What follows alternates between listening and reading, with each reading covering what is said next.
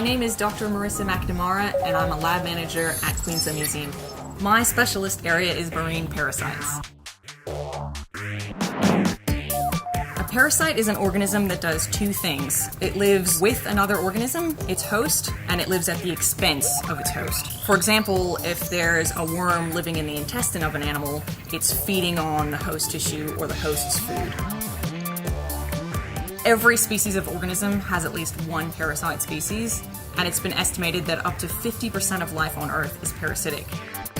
Parasites have many different amazing adaptations to help them survive. Some of them can change the behavior of their hosts to help them complete their life cycle. You can find a tiny parasite in an organism at the bottom of the food chain, and years later, you can find the same parasite living in a top predator. This is a great example of how parasites travel through food chains. This tapeworm started off in a tiny crustacean, which got eaten by a fish, which eventually got eaten by a killer whale.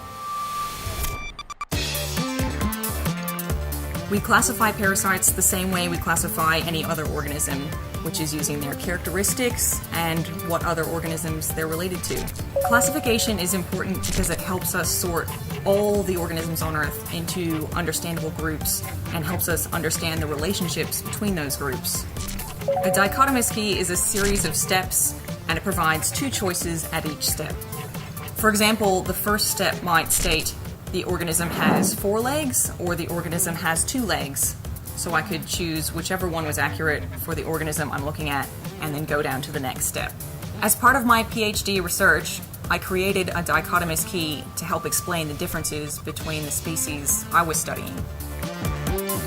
One of the cool things about my job is the fact that if I discover a new species, I can name it after anything I like.